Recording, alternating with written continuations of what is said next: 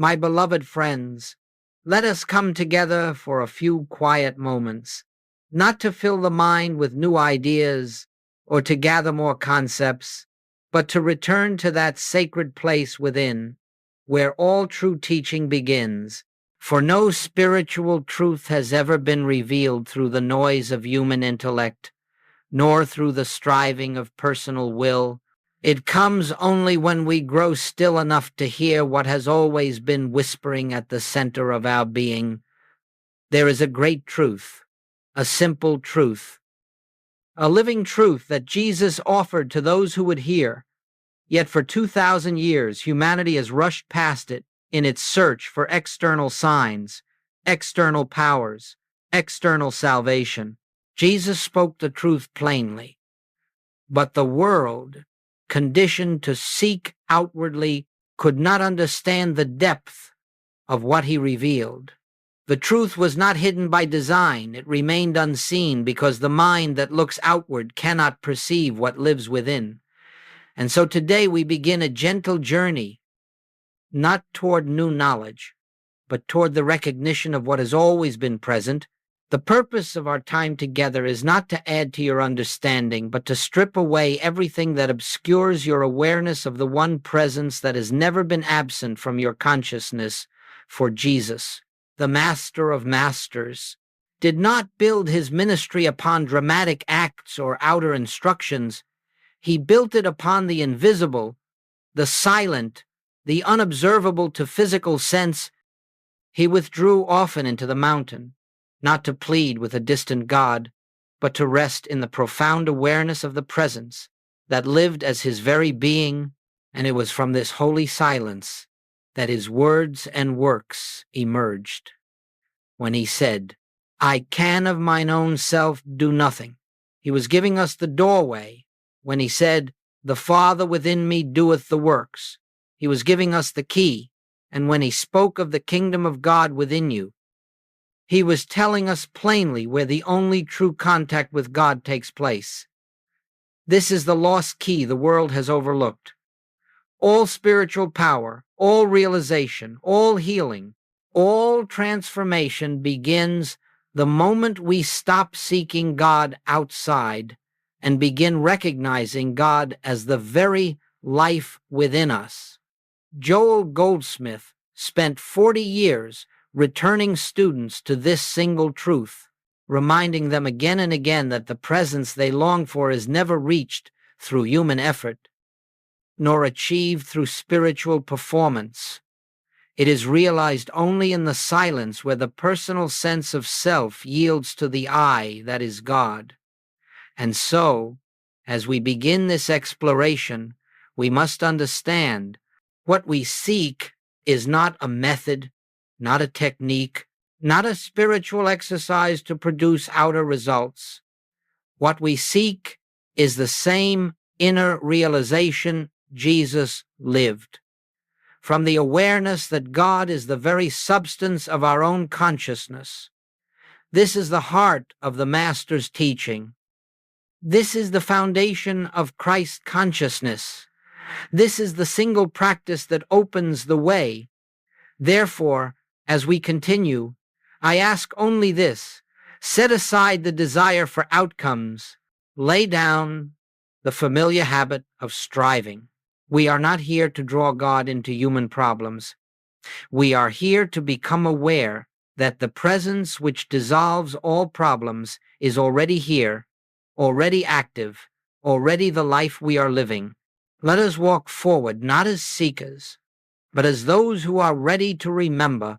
My dear friends, before we can understand the silent practice that leads to Christ consciousness, we must first recognize why so many sincere seekers wander for years without finding what their hearts long for. These are not people without devotion. They are not lacking sincerity. They pray earnestly. They study diligently. They seek teachers, methods, affirmations, rituals, and systems. And yet, something remains incomplete. Something remains distant. God seems always out of reach. And the reason is simple, yet profound. All spiritual seeking begins with the assumption that God is somewhere else. And because the search begins with separation, it cannot end in union. For centuries, humanity has looked for God in the sky, in religious institutions, in sacred places, in holy objects, or in the person of a spiritual master. Some have sought God in emotional experiences, others in mystical visions, others still in the attainment of altered states. And yet the true presence, the living God, is never found in any of these, because God does not dwell in phenomena. Joel Goldsmith taught this with great clarity.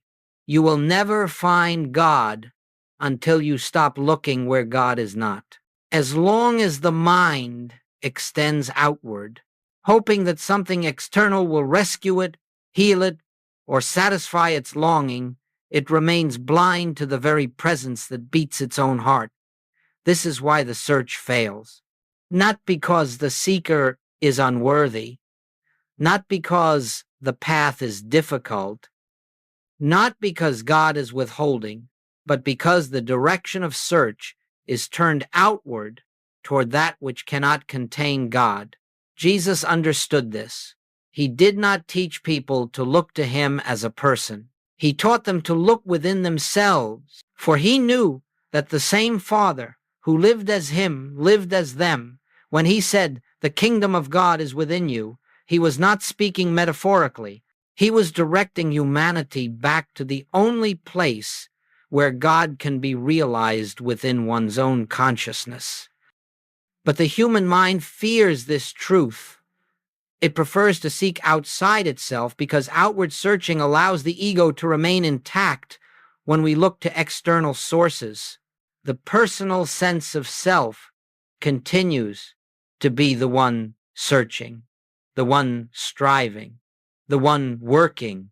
And as long as the personal self remains central, Christ consciousness remains veiled. The truth is this: you cannot find God while believing you are the one doing the finding. God is not found by a person. God is revealed as the presence that the person has never been. And so, all external searching must eventually exhaust itself. Every path that leads outward must come to an end. Every attempt to change conditions, to manipulate circumstances, to attract outcomes, to persuade the universe, all must fail before the heart becomes still enough to hear the truth. Joel Goldsmith often said that the spiritual path begins only when one realizes that nothing external will ever bring God's presence into one's experience. He emphasized that God does not enter human life as a result of effort. God is revealed when we stop looking outward and begin to recognize the presence that is already living within us. Therefore, the first step on this journey is not to find a better method. It is not to refine prayer or intensify desire. The first step is to acknowledge that the outward search has been misdirected from the beginning. The one we have been seeking has never been absent. The presence we long for has never been hidden. It is only we who have wandered outward, believing that the light we seek shines somewhere beyond the horizon. Let us then, with humility and with quiet surrender, lay down the outward search. Let us release the belief that God is elsewhere, and let us turn inward, not into the mind, not into thought, but into the deep stillness where the presence lives as our very being. For until we make this turn, the spiritual path cannot truly begin. And once we make it, the journey unfolds in a way that is effortless, natural, and filled with grace. And now, my friends, having turned our gaze inward, let us look more deeply at one of the most misunderstood teachings ever spoken by the Master, his instruction to take no thought. Nowhere in Scripture do we find a command more central to the awakening of Christ consciousness. Yet nowhere do we find one more ignored. more softened, or more explained away by the human mind, Jesus did not say, take fewer thoughts. He did not say, take better thoughts. He did not say, think positively, or affirm your desires, or hold the right mental image. He said simply, take no thought. Why? Because Jesus understood something that the human mind cannot comprehend.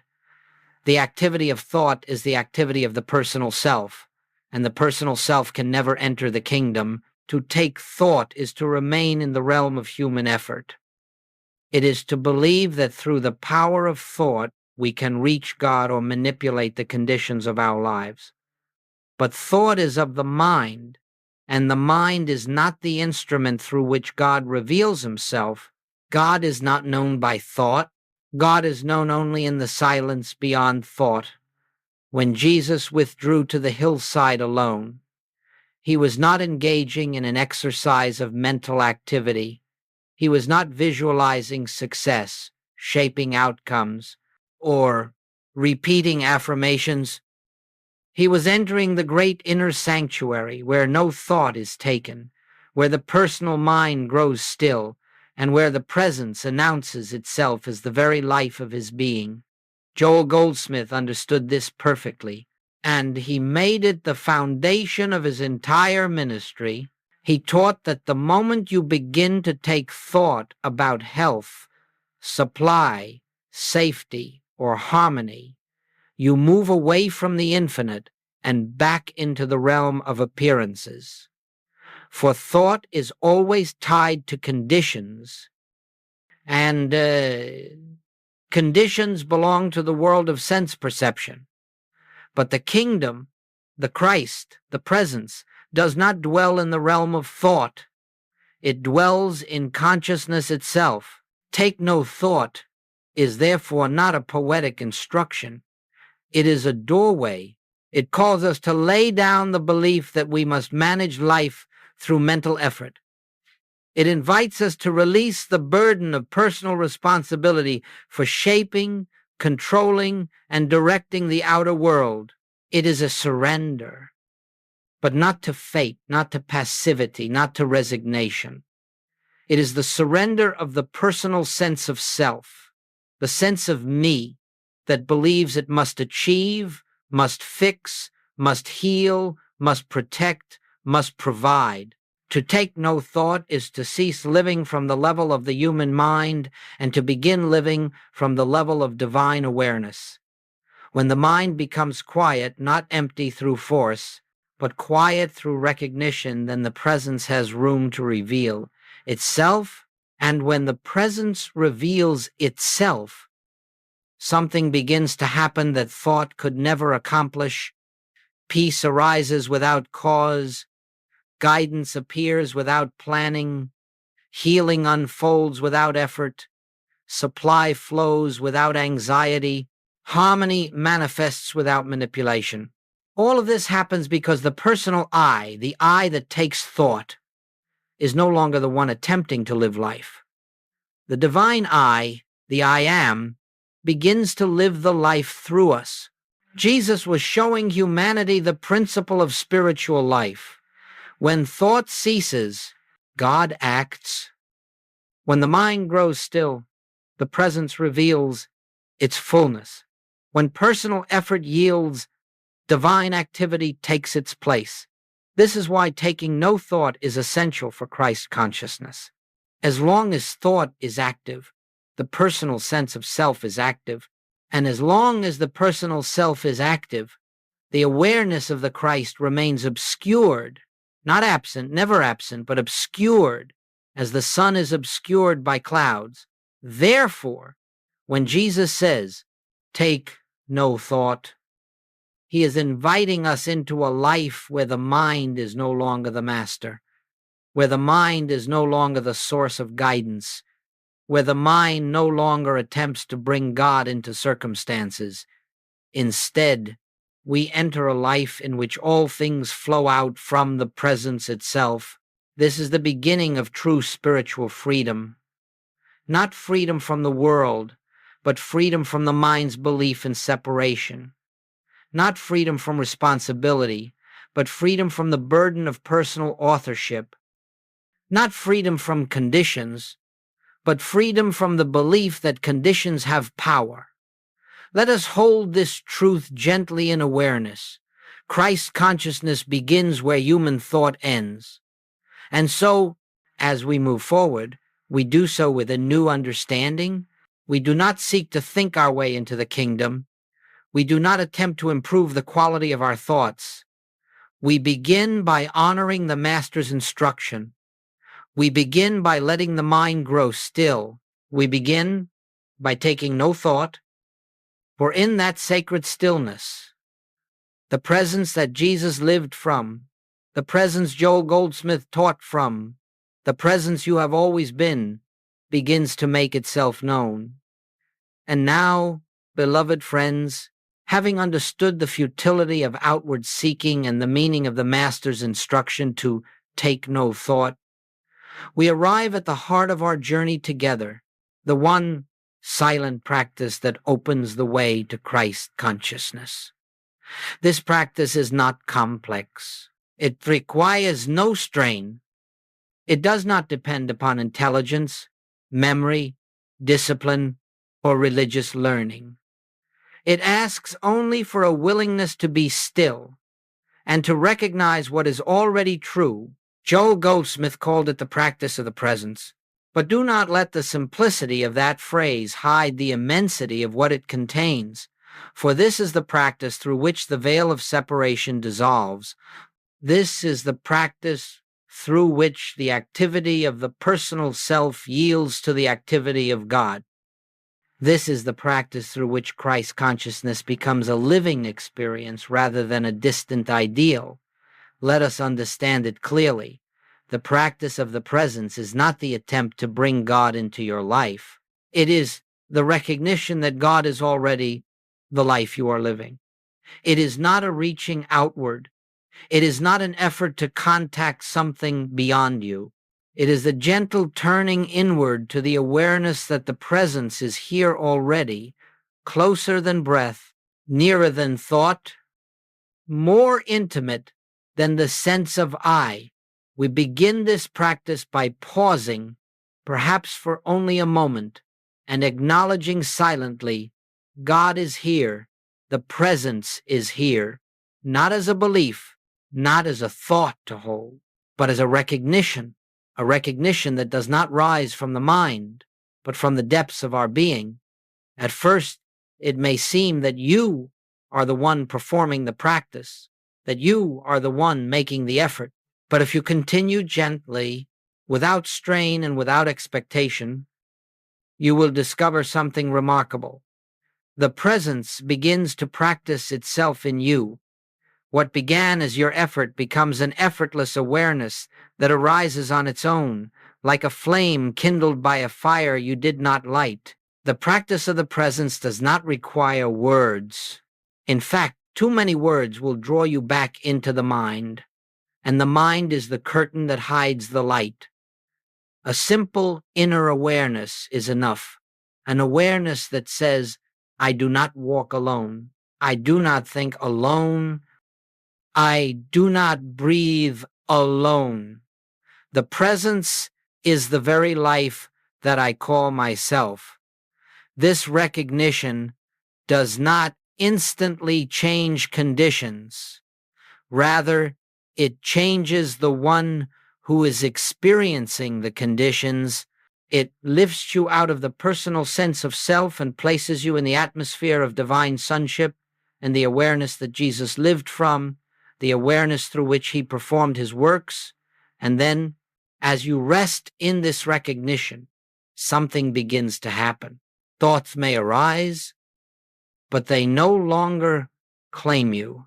Fears may surface, but they no longer define you. Problems may appear, but they no longer bind you, for you begin to feel, even if only faintly at first, that the presence which sustains the universe is sustaining you. You begin to sense that you are being lived, being breathed, being carried by a life greater than your human identity. The practice of the presence is not meditation as the world understands it. Meditation often seeks stillness as a goal. But the practice of the presence is not seeking, it is recognizing. It is the quiet acknowledgement that God is the only presence, the only power, the only life functioning here. It is the inner realization that you are not a separate self trying to reach God. You are the place where God is appearing as individual consciousness. You need not force silence. You need not suppress thought. You need not attempt to hold onto the presence. Simply rest in gentle awareness. If the mind wanders, let it wander. If thoughts come, let them come. The presence is not disturbed by the movements of the mind any more than the sky is disturbed by a passing cloud. As this practice continues, perhaps over days, perhaps over weeks, a new quality begins to enter your experience. A subtle peace, a quiet confidence, an inner stillness that does not depend upon circumstances. This is the fruit of the practice of the presence. This is the dawn of Christ consciousness. For Christ consciousness does not arrive with fanfare. It does not enter through visions or voices. It reveals itself in the gentle awareness that where I am, God is, and that nothing can ever separate me from the presence that is my life. The one silent practice is simply this: rest in the awareness of God's presence as your own consciousness, without asking, without seeking, without expecting, and allow that presence to reveal its own fullness in its own way. This is enough. This is everything. This is the secret the Master lived from. This is the way Joel Goldsmith brought countless souls into the realization of oneness. And this is the beginning of the life you were meant to live. My beloved friends, as we move into deeper waters of this sacred work, it becomes important to understand, not intellectually but intuitively, what takes place within you when you enter into the practice of the presence. The mind will not understand this at first, and it does not need to. But your awareness must be gently led into the recognition of what truly occurs when you rest in the silence where God is revealed, when you sit in quiet acknowledgement that the presence is here. The first thing you may notice is the activity of the mind. Thoughts arise, sometimes many, sometimes few. They come in waves, they pass in currents, they present themselves as problems, memories, distractions, or judgments. It may appear as though the mind grows noisier the moment you decide to be still, but do not be concerned. This is not a sign of failure. This is not a barrier to the presence. This is simply the mind revealing itself to you as it has always been. For you are not fully aware of the mind's incessant activity until you become still enough to witness it. And witnessing is the beginning of liberation. When you observe the mind without engaging it, you stand at the threshold where the human sense of self begins to loosen its hold. Joel Goldsmith often said, "The mind is not a power. When you see its movement clearly, you realize it has only the power you have unknowingly given it, and when you refrain from taking thought, you reclaim your awareness from the tyranny of mental activity. As you rest in this gentle recognition of the presence, something subtle begins to take place. The thoughts continue, but they no longer feel personal. They arise, but they do not cling. They pass through consciousness like birds crossing an open sky, seen but leaving no trace. You begin to discover, perhaps for the first time, that you are not the mind, you are not the thinker, you are not the one creating these thoughts. You are the awareness in which they appear. This shift from identifying with the mind to witnessing the mind is the beginning of spiritual freedom. It is the first dissolving of the personal self, and it is the first opening through which Christ consciousness floods into experience as the mind quiets, not through force, but through non-identification. A spaciousness begins to appear, a softness, a feeling of inner openness. This is not emotional peace. It is not a product of mood. It is the atmosphere of divine presence making itself felt. You may notice, too, that the problems you carried into your meditation begin to lose their weight. They have not been solved outwardly, yet their power to disturb you diminishes. Why? Because the mind that clings to the problem is dissolving. The awareness that believes the problem is real is yielding to the inner knowing that the presence is the only reality operating here. This is the miracle of the practice of the presence. It changes the quality of consciousness itself. And when consciousness changes, the world appears differently, not because the world has changed, but because the one perceiving it has awakened. As you continue resting in the awareness that God is the life of me, God is the mind of me, God is the presence here, another shift begins to take place.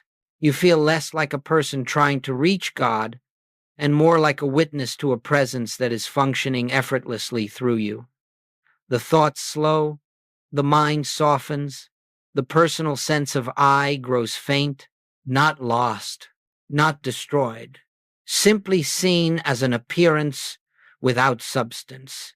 And in its place, a new I begins to emerge, the I that is not of flesh, not of mind, not of personality, but of spirit, the I that Jesus referred to whenever he said, I am, not the personal I, but the divine I, the I that is God, appearing as individual consciousness. This is what is happening each time you enter into the practice of the presence, whether you feel it or not. The mind that has ruled you begins to step aside. The presence that has been hidden begins to reveal itself, and slowly, quietly, without fanfare, the divine takes its rightful place as the governor of your being. The mind is not being improved. It is being unseated. The ego is not being strengthened. It is being dissolved. The personal sense of self is not being uplifted. It is being replaced. And in this holy exchange, Christ consciousness begins to shine not as something attained, but as something uncovered, not as something added, but as something revealed, not as something brought in, but as something that was always present beneath the noise of thought. This is what actually happens in the mind during the practice of the presence. The human mind loosens its grip. The personal self loses its centrality, and the divine presence begins to live through you. This is the quiet miracle of stillness. This is what Jesus lived from. This is what Joel Goldsmith taught. This is what you are now entering, my beloved friends. Once we understand what truly takes place within the mind during the practice of the presence, we are prepared to see how this inner recognition quietly begins to transform every area of life that has been touched by fear, by lack, by illness, or by conflict. For the world believes that problems are changed by effort, by strategy, by action, by force. But the spiritual life reveals something altogether different. Problems are not solved. They are dissolved when consciousness is lifted. Let us begin with fear. Fear arises wherever there is a belief in separation from God, from safety, from supply, from peace, from harmony. Fear is the shadow cast by the belief that you are a self apart from the infinite, living a life governed by forces outside of you.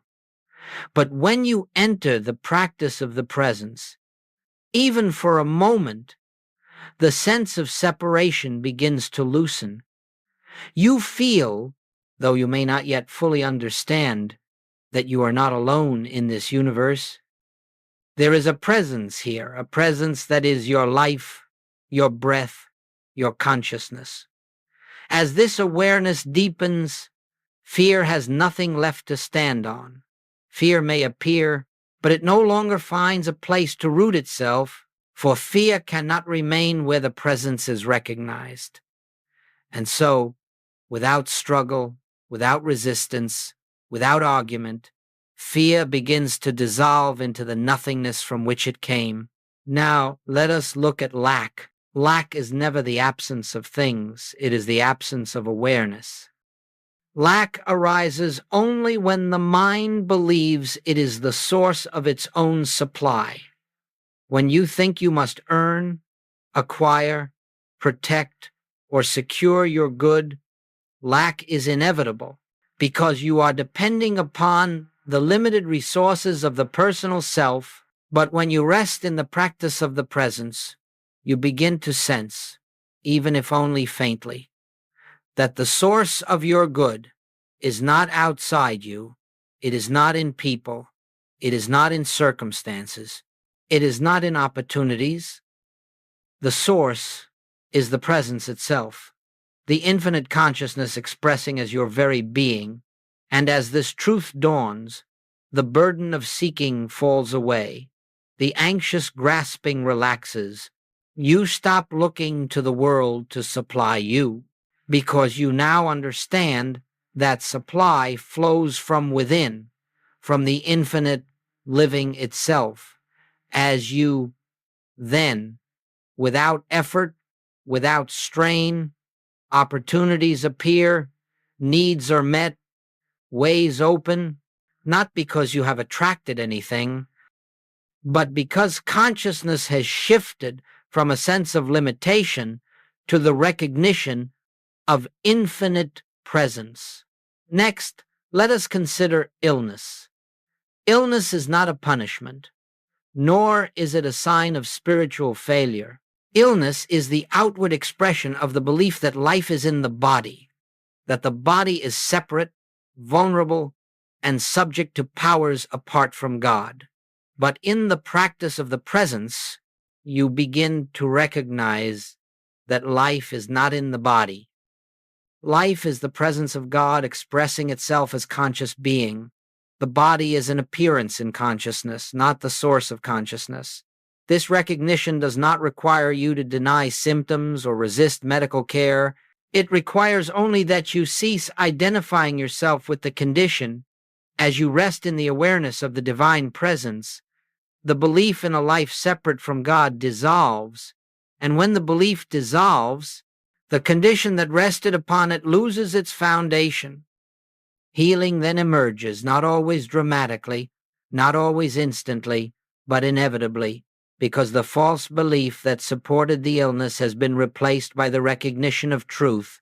The body responds to the consciousness that governs it, and when consciousness is lifted into the awareness of God as the only life, the body reflects that harmony. And finally, let us turn to conflict. All conflict, whether within ourselves or between individuals, arises from the belief in separate selves, separate wills, separate interests. But when you practice the presence, you come to see that God is the life of every individual, the consciousness of every being, the substance of all existence. You begin to see others not as personalities, not as flawed individuals, not as opponents or obstacles, but as expressions of the same one, presence that lives as you. As this recognition deepens, conflict loses its meaning. You stop reacting to appearances. You stop defending, attacking, correcting, judging. Instead, You rest in the awareness of the divine presence in those before you. And this shift, quiet, invisible, unspoken, becomes a healing influence in every relationship. The anger of others softens, misunderstandings clear. Harmony arises where discord once seemed immovable, not because anyone has been persuaded or changed, but because your consciousness has changed. And consciousness is the only true influence in this world. This is the great mystery. What the world calls problems are not problems. They are appearances, born of the belief that you are something other than the presence of God. And the practice of the presence does not fix appearances. It removes the belief that made them seem real. When the belief dissolves, the appearance follows. When consciousness is lifted, life becomes harmonized without effort. This is why Joel Goldsmith insisted that you need not struggle against fear, nor fight lack, nor wrestle with illness, nor repair conflict. Your only responsibility, your only work is to return again and again to the recognition of the presence until it becomes the atmosphere in which you live. In that atmosphere, fear cannot breathe, lack cannot form, illness cannot persist, conflict cannot anchor itself.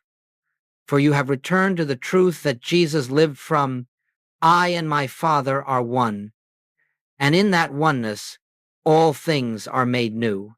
Beloved friends, as we walk further on this spiritual path, let us approach this next teaching with tenderness and honesty.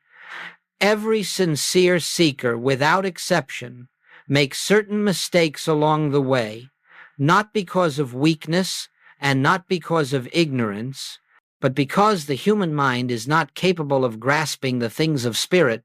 If we depended upon the human mind, we would all fail. But grace carries us, gently correcting our course, as long as we remain receptive. Let us then look at these mistakes, not with judgment, but with compassion, as Jesus looked upon humanity with the understanding that they know not what they do. And let us see how each mistake can be quietly transformed through awareness of the presence. The first mistake, trying to use truth to fix problems. The most common error is the attempt to use spiritual truth the way one might use a tool to fix, to repair, to improve the human condition. Perhaps you discover the practice of the presence and then immediately try to apply it to your finances, to your health, to your relationships. And when nothing happens quickly enough, you grow discouraged. But my friends, truth cannot be used. God cannot be used. Spiritual principles are not techniques. Truth reveals itself where the personal desire to manipulate outcomes falls away. If you come to this practice with an agenda, even a sincere one, you will find yourself frustrated because God is not governed by human intention. The divine is realized only when you relinquish the desire to improve your life and instead desire only to know God. The gentle correction is this: do not practice to change conditions. Practice to know the presence. Conditions will change as a byproduct of transformed consciousness. The second mistake, forcing silence or controlling the mind. Another mistake seekers make is trying to push thoughts away, to suppress mental activity, to achieve silence. But the mind cannot be silenced by effort. It is like trying to calm the wind by grasping the air. The human attempt to create stillness only reinforces the sense of a separate self, the very illusion we are trying to dissolve. Do not fight the mind. Do not resist its noise. Simply witness it. Recognize that thoughts do not hinder the presence. It is your identification with them that creates the sense of separation. The gentle correction is this: allow the mind to do what it does. Let thoughts rise and fall, without resistance. Rest not in the mind, but in the one who is aware of the mind. The third mistake, expecting immediate results. The human mind always seeks instant evidence.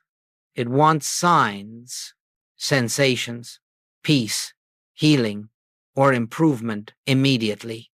And when these do not come quickly, the mind concludes that the practice is failing. But spirit does not work according to time. The roots of transformation grow beneath the surface, long before they become visible. Joel Goldsmith often stressed that the fruit appears only after the consciousness is prepared. You may not notice anything happening inside you for days or weeks or months, yet the soil is being softened. The inner ground is being tilled. The weeds of belief are being gently uprooted by divine activity. The gentle correction is this: release all timelines. Let the presence work in its own way, in its own rhythm. Your only task is to continue resting in awareness. The fourth mistake, believing you are the doer. Many seekers unknowingly hold on to the subtle belief that they are the ones practicing. They are the ones seeking God. They are the ones maintaining awareness. But the spiritual journey does not advance through personal effort. The moment you think you are accomplishing something spiritually, the personal self has re-entered through the back door. Grace is the only power. God is the only activity. The presence is the only practitioner. You are not achieving awareness. Awareness is revealing itself. You are not reaching God. God is expressing itself as your consciousness. The gentle correction is this: surrender the sense of personal effort. Let the presence do the practice in you. The fifth mistake, turning the teaching into intellect. Some seekers collect teachings the way others collect souvenirs: reading, listening, studying, analyzing, quoting. But spiritual truth is not understood through the mind. The mind can hold the words, but only the heart can receive the revelation.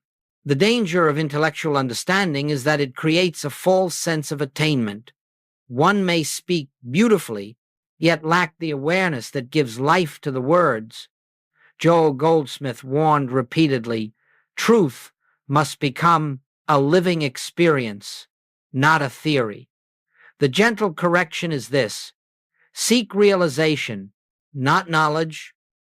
One moment of silence is worth more than 1,000 teachings remembered by the mind.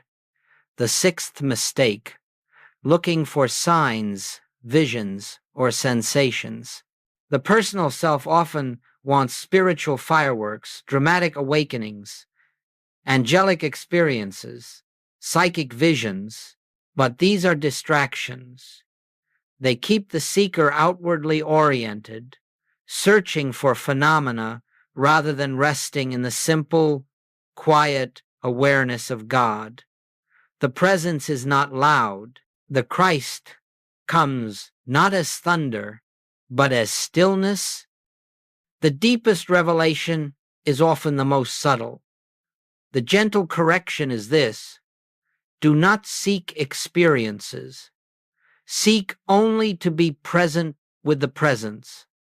Let revelation unfold without expectation. The seventh mistake, trying to change emotions through will. Many seekers believe they must overcome fear, sadness, anxiety, or anger before they can experience the presence. They try to force positivity to correct their emotional state through effort. But emotions are not obstacles. They are simply weather patterns passing through consciousness. Your work is not to change the emotion. Your work is to recognize that you are not the emotion. You are the awareness in which it arises. The gentle correction is this: let emotions be as they are. Do not resist them. Do not indulge them. Rest in the awareness that is untouched by them. Beloved friends, every mistake we have spoken of arises from the same root, the belief that you, as a separate self, must achieve something spiritually. The gentle correction to every mistake is the same. Rest, yield, surrender, take no thought for your life. Let the presence reveal itself.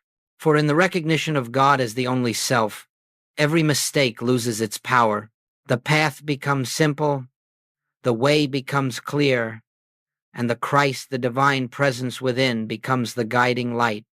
Beloved friends, as you continue to rest in the practice of the presence quietly, gently, without striving or expectation, there comes a time when something within you begins to shift.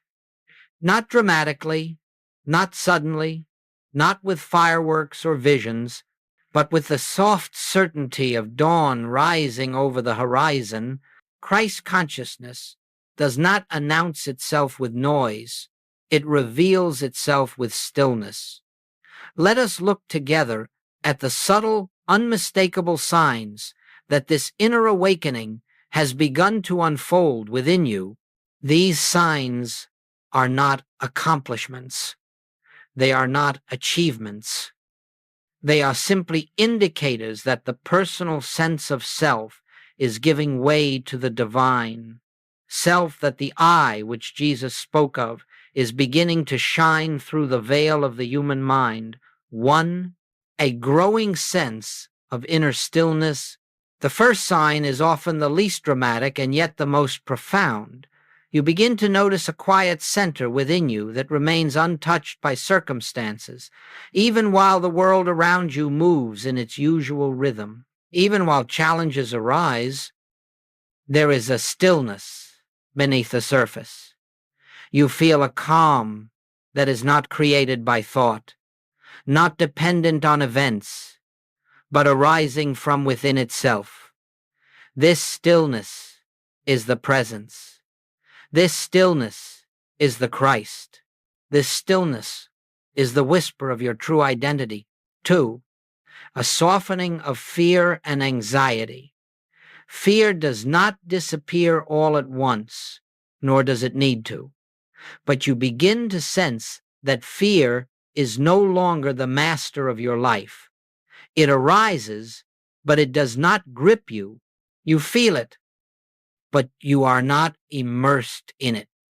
You watch it as though from a distance, knowing perhaps for the first time that fear has no real power over the one who rests in God. This is not the courage of the human self. It is the absence of fear in the presence of the infinite. 3, a reduced interest in controlling outcomes. The personal self is always trying to manage, shape, direct, and manipulate life. But as Christ consciousness awakens, you begin to feel less compelled to control. You sense that life unfolds according to a wisdom far greater than the human mind. You trust more, you relax more, you release the constant pressure to figure everything out. You discover that surrender is not passivity. It is resting in the assurance that God is the governing presence. 4, a new way of seeing others. One of the clearest signs of awakening is the transformation of perception. You begin to look at people differently, not as personalities, not as problems, not as obstacles, not as separate selves. You begin to sense the same presence expressing itself through every individual you meet. You look at those who challenge you, who misunderstand you, who oppose you, and something within you whispers, this too is God appearing. It does not mean you condone harmful behavior. It means you see beneath the behavior to the divine. Reality 5, a spontaneous compassion you did not try to cultivate. Christ consciousness does not make you sentimental. It makes you aware. And in that awareness, A natural compassion arises, not the compassion of sympathy, but the compassion of understanding. You do not feel sorry for others, you feel connected to them. You sense their divine essence, even when they do not. This compassion does not drain you, it flows through you as the activity of God's love. 6. A deeper sensitivity to inner guidance. You begin to notice subtle impulses, quiet promptings that are not thoughts, not emotions, not desires. These promptings are gentle, yet they carry a clarity that the mind cannot produce. You find yourself doing the right thing at the right moment without planning it. You speak words that heal without preparing them.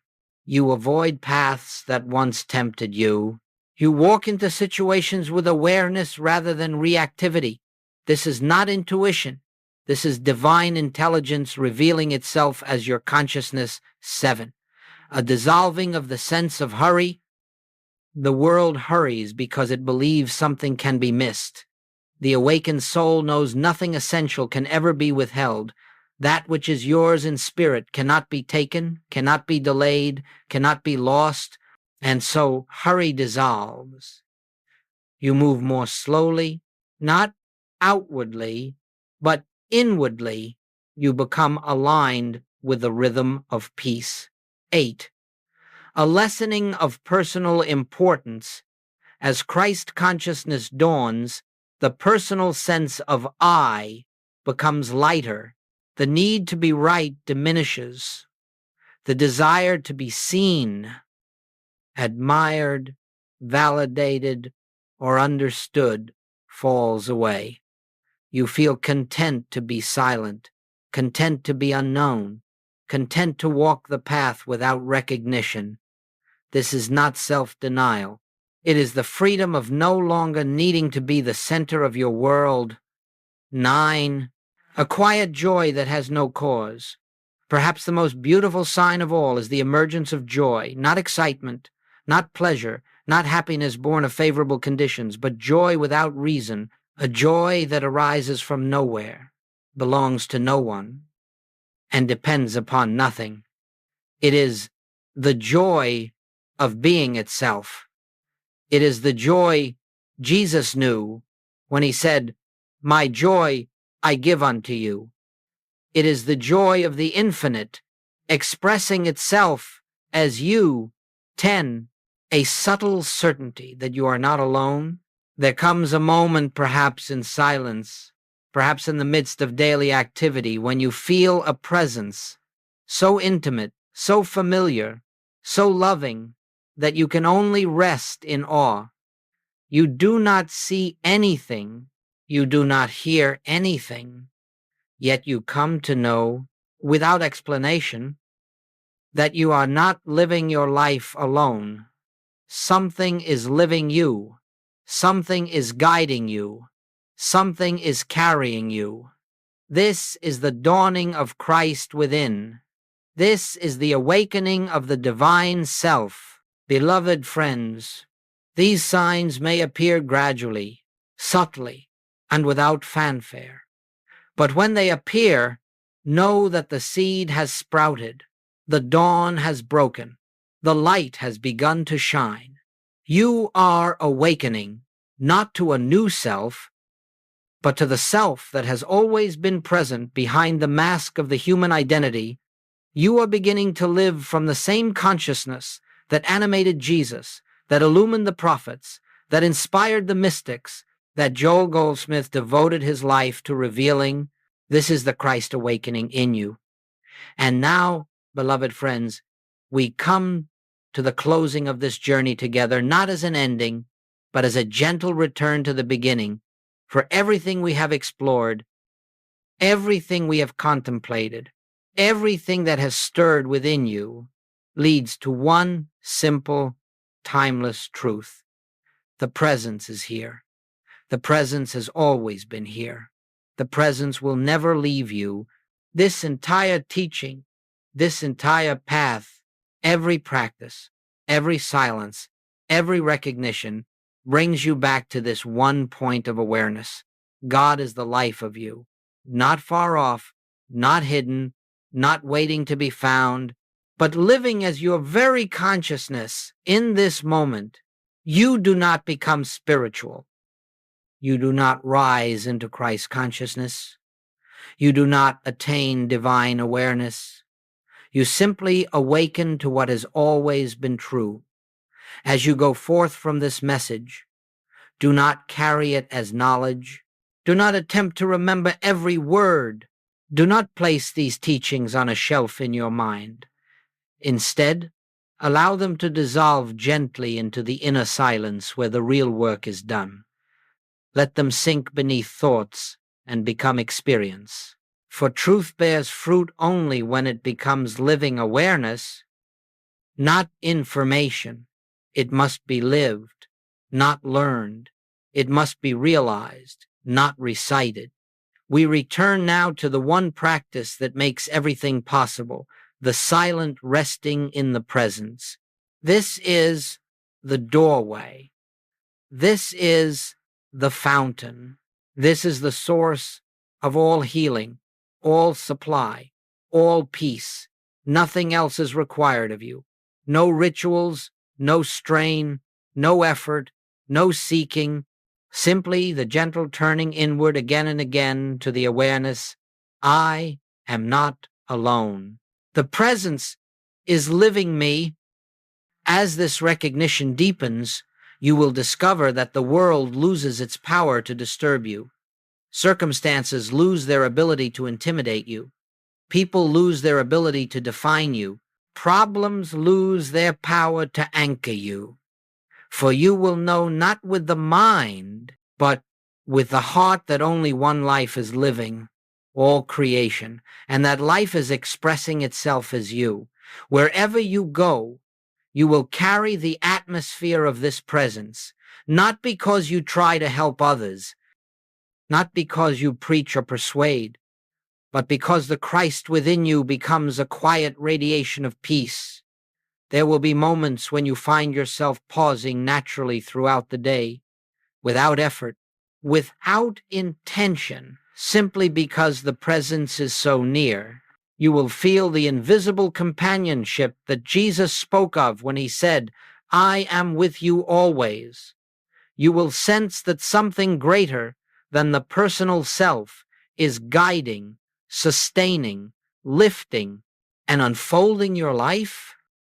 And as this awareness matures, you will realize that your spiritual journey is not a path you walk toward God. It is the path through which God reveals itself as your life. You have not moved closer to God. You have awakened to God as the only life there is. As we close this teaching, let us rest for a moment in the silence that is not empty, but full of presence, full of peace, full of the quiet assurance that the infinite lives here, now. As you let your breath soften, let your mind fall into stillness, let your heart open like a flower receiving sunlight, and hear this truth, not as words, but as the voice of the presence within you. Where I am, God is. Where God is, all is well. I am. Carry this awareness gently with you. Return to it often. Rest in it quietly. Let it guide your steps. Let it shape your days. Let it reveal the life that has always been yours. And may the Christ that is your true self shine more brightly with every moment, until the personal sense of life dissolves completely into the living presence of God. Peace be with you, beloved friends.